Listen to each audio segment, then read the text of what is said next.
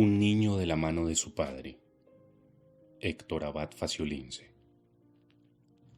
En la casa vivían 10 mujeres, un niño y un señor. Las mujeres eran Tata, que había sido la niñera de mi abuela, tenía casi 100 años y estaba medio sorda y medio ciega. 2 muchachas del servicio, Emma y Teresa. Mis 5 hermanas, Mariluz, Clara, Eva, Marta, Sol, mi mamá y una monja. El niño, yo, amaba al Señor su Padre sobre todas las cosas. Lo amaba más que a Dios. Un día tuve que escoger entre Dios y mi papá, y escogí a mi papá. Fue la primera discusión teológica de mi vida, y la tuve con la hermanita Josefa, la monja que nos cuidaba a Sol y a mí, los hermanos menores. Si cierro los ojos puedo oír su voz recia, gruesa, enfrentada a mi voz infantil. Era una mañana luminosa y estábamos en el patio, al sol, mirando los colibríes que venían a hacer el recorrido de las flores. De un momento a otro la hermanita me dijo: «Su papá se va a ir para el infierno». «¿Por qué?», le pregunté yo. «Porque no va a misa». «¿Y yo?». «Usted va a irse para el cielo porque reza todas las noches conmigo». Por las noches, mientras ella se cambiaba detrás del biombo de los unicornios, rezábamos Padres Nuestros y Aves Marías. Al final, antes de dormirnos, rezábamos el credo. Creo en Dios Padre Todopoderoso, Creador del cielo y de la tierra, de todo lo visible y lo invisible. Ella se quitaba el hábito detrás del biombo para que no le viéramos el pelo. Nos había advertido que verle el pelo a una monja era de pecado mortal. Yo, que entiendo las cosas bien, pero despacio, había estado imaginándome todo el día en el cielo sin mi papá. Me asomaba desde una ventana del paraíso y lo veía a él allá abajo, pidiendo auxilio mientras se quemaba en las llamas del infierno. Y esa noche, cuando ella empezó a entonar las oraciones detrás del biombo de los unicornios, le dije: «No voy a volver a rezar». «¿Ah, no?», me retó ella. «No. Yo ya no me quiero ir para el cielo. A mí no me gusta el cielo sin mi papá.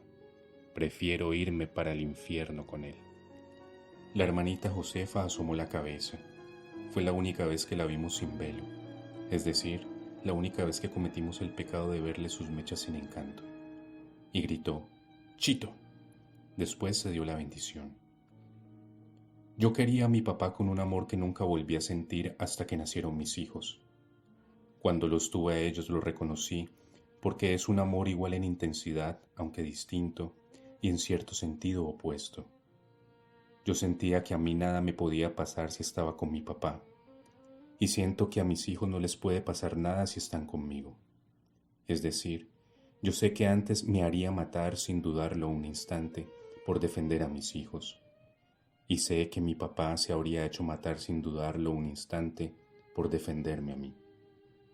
La idea más insoportable de mi infancia era imaginar que mi papá se pudiera morir, y por eso yo había resuelto tirarme al río Medellín si él llegaba a morirse. Y también sé que hay algo que sería mucho peor que mi muerte, la muerte de un hijo mío. Todo esto es una cosa muy primitiva, ancestral, que se siente en lo más hondo de la conciencia, en un sitio anterior al pensamiento. Es algo que no se piensa, sino que sencillamente es así, sin atenuantes, pues uno no lo sabe con la cabeza, sino con las tripas. Yo amaba a mi papá con un amor animal. Me gustaba su olor y también el recuerdo de su olor. Sobre la cama, cuando se iba de viaje, yo le rogaba a las muchachas y a mi mamá que no cambiaran las sábanas ni la funda de la almohada.